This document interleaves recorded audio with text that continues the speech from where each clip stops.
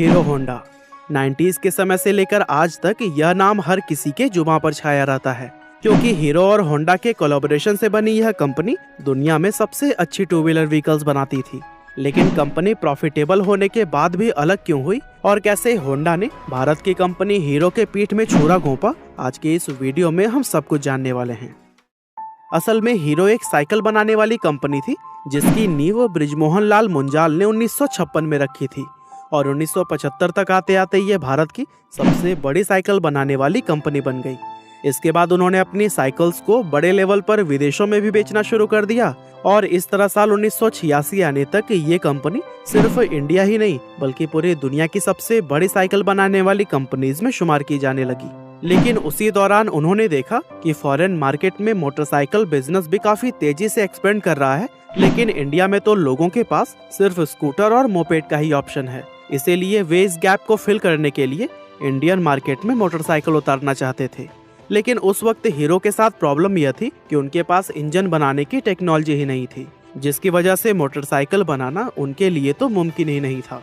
इसीलिए अपने इस प्लान को एक्शन में लाने के लिए उन्होंने किसी विदेशी कंपनी के साथ में कोलैबोरेशन करने के बारे में सोचा। अब उस वक्त भारत में लिबरलाइजेशन भले ही नहीं आया था, लेकिन उस टाइम गवर्नमेंट इंडियन कंपनीज को यह अपॉर्चुनिटी देती थी कि अगर वो चाहे तो किसी भी विदेशी कंपनी के साथ में टाई अप करके इंडिया में अपना बिजनेस एक्सपेंड कर सकते हैं। इसीलिए बृजमोहन लाल ने हीरो के थ्रू दुनिया की सबसे बड़ी मोटरसाइकिल बनाने वाली जापानी कंपनी होंडा के पास में अपना प्रपोजल भेजा। अब क्योंकि उस समय कोई भी विदेशी कंपनी भारत में डायरेक्टली अपना बिजनेस स्टार्ट नहीं कर सकती थी, ऐसे में इस प्रपोजल के जरिए होंडा को इंडियन मार्केट में एंटर करने का एक अच्छा मौका मिल गया, जैसे कि होंडा कंपनी खुद भी नहीं गंवाना चाहता था। इसलिए इन दोनों कंपनीज ने 1984 में एक दूसरे के साथ हाथ मिला लिया। हीरो और होंडा के बीच उस टाइम ये एग्रीमेंट हुआ था कि हीरो बाइक्स के लिए बॉडी बनाएगा और होंडा उसके लिए इंजन सप्लाई करेगा। इसके अलावा उन्होंने एक एनओसी भी साइन की थी जिसके अकॉर्डिंग दोनों कंपनीज फ्यूचर में कभी भी एक दूसरे के मुकाबले में अपना कोई प्रोडक्ट लॉन्च नहीं करेंगे। और दोस्तों, दोनों ही कंपनीज इन कंडीशंस से सेटिस्फाइड थी, जिसके बाद से ये डील फाइनल हो गई और यहीं से हीरो होंडा की शुरुआत हुई। अब कागजी कार्यवाही पूरी करने के बाद से हीरो होंडा का सबसे पहला प्लांट हरियाणा में बनाया गया, जहां से हीरो और होंडा ने मिलकर तुरंत ही बाइक्स की मैन्युफैक्चरिंग करने स्टार्ट कर दी। 1985 में जब उन्होंने अपनी पहली बाइक CD100 लॉन्च की तो फिर यह बहुत तेजी से पॉपुलर हुई, क्योंकि इंडियन मार्केट में एक तो बाइक का कॉन्सेप्ट ही नया था और दूसरा इस बाइक का माइलेज बहुत ही कमाल का था। इसके अलावा उन्होंने अपनी बाइक को उस प्राइस सेगमेंट में लॉन्च किया था जो कि हर मिडिल क्लास फैमिली के लिए अफोर्डेबल हुआ करता था। साथ ही उन्होंने अपना मार्केट कैंपेन भी बहुत ही प्रभावी तरीके से तैयार किया था, जहां इनकी टैगलाइन थी fill it, shut it, forget it, यानी कि इसमें पेट्रोल फिल करके भूल जाइए। इस टैगलाइन का भी लोगों पर काफी ज्यादा असर हुआ और लोग इस बाइक के दीवाने हो गए थे, क्योंकि उन्हें स्कूटर वाला माइलेज अब बाइक में मिल रहा था। लेकिन उसी दौरान जापानी करेंसी में उछाल आ गया, जिसकी वजह से जितने भी स्पेयर पार्ट्स जापान से आते थे वो काफी ज्यादा महंगे होने लगे और हीरो होंडा को अपनी बाइक्स अफोर्डेबल बनाने में काफी दिक्कतें आने लगी। असल में यहाँ प्रॉब्लम यह भी थी कि उस वक्त हीरो होंडा के कई सारे कॉम्पिटिटर्स इंडियन मार्केट में आ चुके थे, जैसे सुजुकी, यामाहा, बजाज और टीवीएस। लेकिन ये सारे ब्रांड सिर्फ शहरी इलाकों में रहने वाले वेल्दी कस्टमर्स पर ही फोकस करते थे।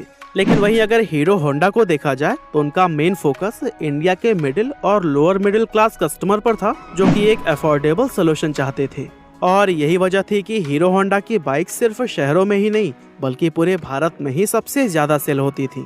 और यही सब देखते हुए कंपनी अपनी बाइक्स का प्राइस नहीं बढ़ाना चाहती थी, यहाँ तक कि इसी की वजह से कंपनी को काफी लंबे अरसे तक लॉस का भी सामना करना पड़ा। लेकिन 1990 में जब डॉलर का एक्सचेंज प्राइस रेगुलेट हुआ तो फिर हालात थोड़े सुधरने शुरू हो गए और देखते ही देखते कुछ ही समय में हीरो होंडा एक बार फिर से अपनी बाइक्स पर प्रॉफिट कमाने लगा और अगले कुछ ही सालों में कंपनी का प्रॉफिट $10 मिलियन को भी क्रॉस कर गया, जो कि उस जमाने में एक बहुत बड़ा नंबर था। अब यहाँ तक तो चीजें ऊपर से काफी अच्छी नजर आ रही थी, लेकिन अंदर से सिचुएशन बहुत पहले से ही खराब होनी शुरू हो गई थी। दरअसल कंपनी के मैनेजमेंट में शुरू से ही कई तरह की प्रॉब्लम्स चल रही थी, जैसे कि होंडा तो अपनी बाइक्स अमेरिका और रूस जैसे डेवलप्ड कंट्री में सेल कर रहा था, लेकिन हीरो होंडा को होंडा की तरफ से फॉरेन में अपनी बाइक्स को सेल करने की परमिशन नहीं थी। यानी एक तरफ तो हीरो साइकिल मैन्युफैक्चरर के तौर पर उस समय दुनिया की सबसे बड़ी कंपनी थी, यहाँ तक कि Guinness book of world records में भी इनका नाम दर्ज था। वहीं दूसरी तरफ होंडा की वजह से वो अपनी बाइक्स फॉरेन मार्केट में सेल नहीं कर पा रही थी। असल में इंडिया के बाहर हीरो होंडा को सिर्फ नेपाल, भूटान और बांग्लादेश जैसी आसपास की कंट्रीज तक ही अपनी बाइक को एक्सपोर्ट करना अलाउड था, जिसकी वजह से हीरो कंपनी इंटरनेशनल मार्केट में जो पोजीशन चाहती थी वो उसे नहीं मिल पा रही थी।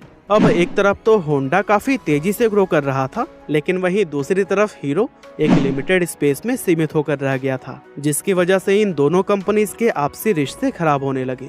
इसके अलावा कॉन्ट्रैक्ट के अकॉर्डिंग हीरो बाइक्स की बॉडी बनाती थी और होंडा इंजन।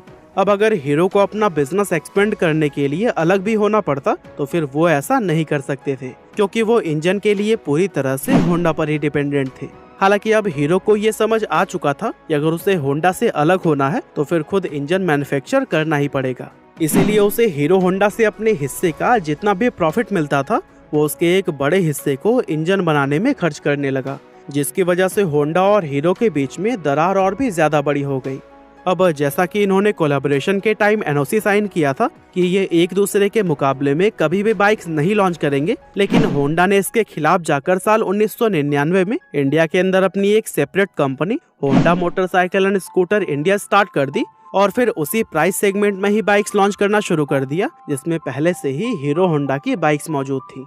इस तरह अगर देखा जाए तो इंडियन मार्केट के अंदर होंडा ने अपनी बाइक्स को हीरो होंडा के मुकाबले में लाकर खड़ा कर दिया था, जिसकी वजह से हीरो होंडा के कस्टमर्स डिवाइड हो गए और इसके कुछ साल बाद होंडा ने एक्टिवा को लॉन्च करके स्कूटर सेगमेंट में भी एंटर कर लिया था। अब अगर देखा जाए तो इस पूरे मामले में होंडा की पांचों उंगलियां घी में थी, क्योंकि होंडा की हीरो होंडा से तो अर्निंग हो ही रही थी, साथ ही अपनी सेपरेट बाइक कंपनी से भी उसका अच्छा खासा प्रॉफिट जनरेट हो रहा था। और दोस्तों, इन्हीं सभी प्रॉब्लम्स को देखते हुए ही हीरो ने होंडा से अलग होने का फैसला कर लिया और फिर 2010 में जाकर दोनों ही कंपनीज हमेशा के लिए अलग हो गयी। हीरो होंडा में इन दोनों कंपनियों के 26% शेयर थे, जिसके चलते होंडा मोटर्स ने अपने हिस्से के सारे 26% शेयर हीरो कंपनी को ही बेचने का फैसला किया। और दोस्तों, हीरो कंपनी के प्रमोटर ब्रजमोहन मुंजाल ने होंडा के ये शेयर्स 1.2 अरब डॉलर्स में खरीदकर अपना खुद का कारोबार हीरो मोटोकॉर्प के नाम से आगे बढ़ाया। अब जब ये दोनों कंपनीज अलग हुई थी तब ज्यादातर लोगों ने ये कहा था कि होंडा के बिना हीरो मार्केट में कभी भी सरवाइव नहीं कर पाएगी, लेकिन अगर आज की बात करें तो इस समय हीरो मोटोकॉर्प को दुनिया की सबसे बड़ी मोटरसाइकिल बनाने वाली कंपनियों में शुमार किया जाता है। बाकी आज की हमारी इस वीडियो में बस इतना ही था। ये वीडियो आपको कैसी लगी हमें कमेंट करके जरूर बताइएगा। आपका बहुमूल्य समय देने के लिए बहुत बहुत धन्यवाद।